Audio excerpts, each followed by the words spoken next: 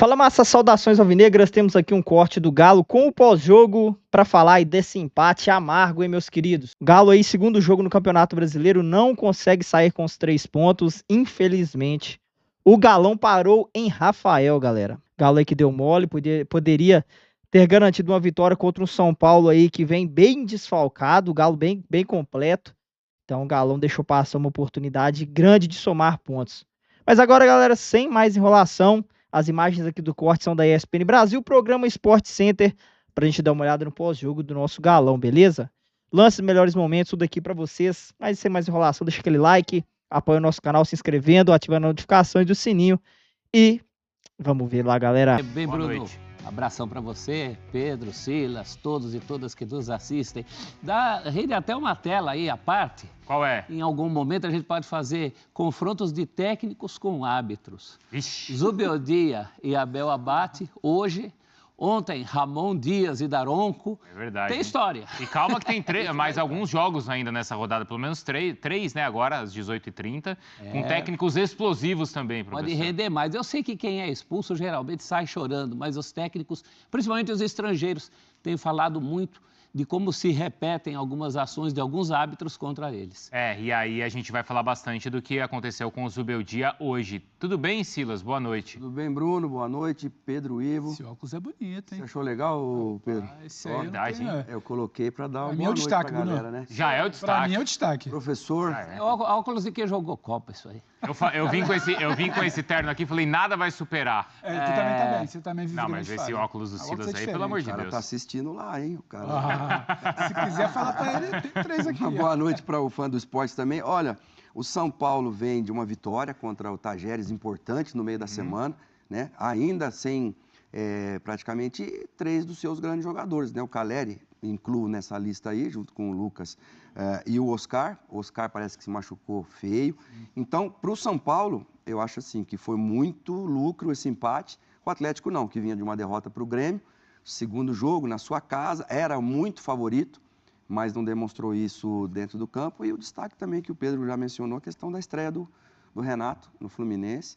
É um jogo difícil, o Red Bull em determinados momentos foi até melhor, mas o Fluminense leva a vitória, que acaba sendo um fator importante agora. E a volta do Paulo Henrique Ganso, né? Sim, Depois também. de muito tempo, Quase tomara meia horinha que em campo ali. seja para ficar aí, né, agora. A gente já vai ver, claro, tudo o que aconteceu lá no Maracanã, também os melhores momentos do jogo no Mineirão, mas são duas equipes que seguem sem vencer. E hoje a atração, e por isso daqui a pouco o professor Carlos Eugênio Simon conosco, porque a questão da arbitragem... Daqui a pouco vai ter uma nota aí.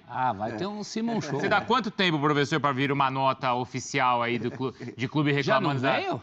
Já está atrasada, né, prof? Acho que já está pronta a nota. Mas tem razão hoje o São Paulo. Eu imagino que a reclamação do São Paulo vem até antes que a do Atlético. E o Atlético, na primeira rodada, emitiu nota contra a arbitragem. Pois é nota para lá, nota para cá, e a única coisa que a gente vê são os erros se repetindo, muitas vezes dos mesmos árbitros que às vezes querem aparecer muito, né? O caso do Abel Abate.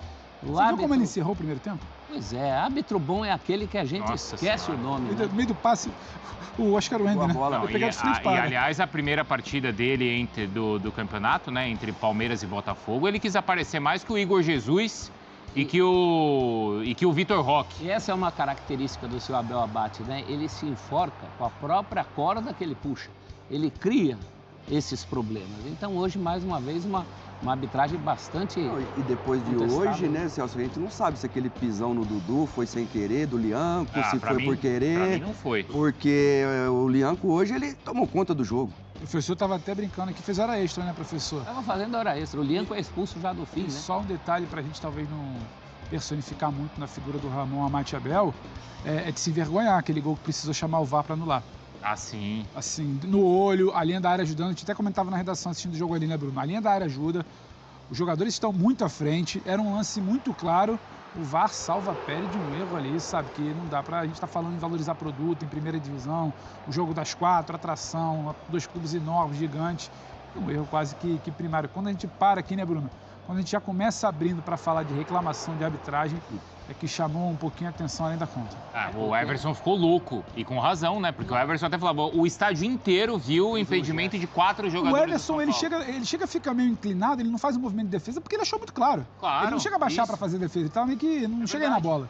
E de fato ali, então, você ter que ser corrigido assim por algo tão claro, acho que é para você acabar o jogo ali e fazer reflexão, né, Bruno? Mas ali, antes de tudo, é um erro da auxiliar. Né? Sim, da auxiliar. Sim. Por isso que eu falei, não citar somente o Ramon. Exato. Ela entra numa onda, porque não é porque você tem que esperar o lance acabar para determinar que você não vai ver lances claros como aquele.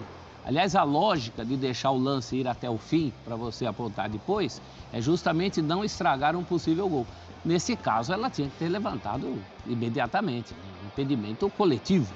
Aí, já no finalzinho do jogo, tem o lance do Caleri. E já, pessoal, a gente está separando as imagens, todas desses lances, porque o Carlos Eugênio Simon vai participar do programa conosco e a gente vai mostrar aí ponto a ponto e vamos discutir com ele essas questões todas. Mas aí no finalzinho já tem a...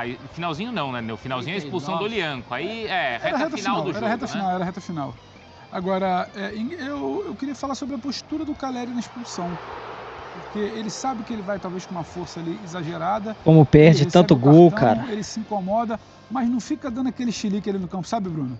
Sim. Entende, dá a volta, cabisbaixo, quando o cara sente que vacilou. Então, pelo menos de tanto que a gente fala de arbitragem, acho que fica esse ponto positivo, já que a gente critica tantas vezes os jogadores, a postura dos jogadores, a confusão que muitas vezes muitos causam em campo. A galera sentiu ali, tomou o cartão. O Lianco já podia ter sido expulso antes da reclamação de São Paulo. Mas não seria também, Pedro, era legítimo. Um pouco a frustração de quem perde o pênalti no jogo contra o Sport, de quem depois da lesão ainda não voltou? Pode ser também, mas só de não canalizar... Ele foi bem, não foi, Silas? Mas só para não canalizar em reclamação... Quando precisou, ele foi bem. Né, Silas, só para não canalizar essa frustração toda em reclamação, em querer armar um circo, ele olhou, sentiu, recebeu o cartão vermelho, saiu andando por trás, vai para o túnel. É difícil a gente ver isso hoje em dia. É um cara que apanha, né, Pedro? Ele apanha o jogo todo. Cumprimentou o Igor Gomes, que estava entrando pelo Atlético, de passagem. Ele realmente teve uma cabeça relativamente fria para esse momento. Eu acho que ele sabe o que ele fez, mas ele, como estava valendo tudo, e aí caberia a revolta dele, né? Porque o que o Lianco fez foi pior, gente. Mas foi... O Lianco não fez uma, né? Fez duas, não fez uma. O Lianco passou o jogo inteiro fazendo isso. Foi um jogo muito tumultuado, né? Muito catingado, como diria o presidente Vicente Mateus, falecido, um jogo catingado, os jogadores catimbeiros ali o tempo todo, um enrosco, a bola pouco ia para os goleiros, quando ia o goleiro caía, demorava para levantar. Não por acaso também teve muito acréscimo, né? Então o jogo foi ruim, professor? Não foi propriamente ruim, porque a gente ficou preso ali diante da televisão esperando acontecer alguma coisa de um lado ou de outro. Poderia ter acontecido. Foi um jogo movimentado. Eu acho que... Desculpa, professor, cortar, mas eu acho que se hoje o jogo foi ruim, é por culpa da arbitragem. Picotou demais? Porque os dois times, normalmente o jogo ruim, ele está muito relacionado à postura do visitante. Porque aqui no Brasil é irritante o visitante que simplesmente não quer que tenha jogo. Não foi o caso do São Paulo hoje. O São Paulo fazia um bom primeiro tempo. Eu acho que vale debate, Bruno. Para mim, um dos grandes nomes da partida, para muita gente talvez o grande nome da partida, foi o Rafael. Então, quando o goleiro aparece tanto, brilha tanto, salva tanto, para mim tem muito do ponto conquistado de São Paulo hoje em Minas pelo Rafael. Então, acho que em algum momento teve jogo. Eu gostei do primeiro tempo, gostei especialmente do São Paulo primeiro tempo.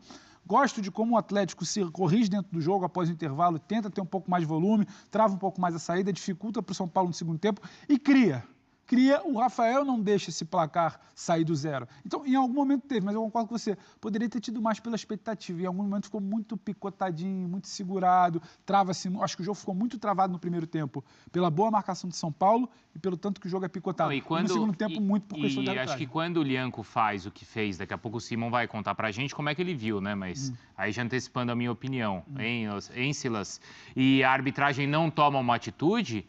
Aí você já tem o técnico que é expulso e você tem um time que está nervoso ali em campo também. Não, e uma coisa é o Luciano reclamar. Porque o Luciano, ele reclama quase todos os jogos. Ou o Hulk. Outra coisa é quando tem uma reação quase que generalizada. Ou seja, quase o time inteiro do São Paulo vai em cima do Abate para ele...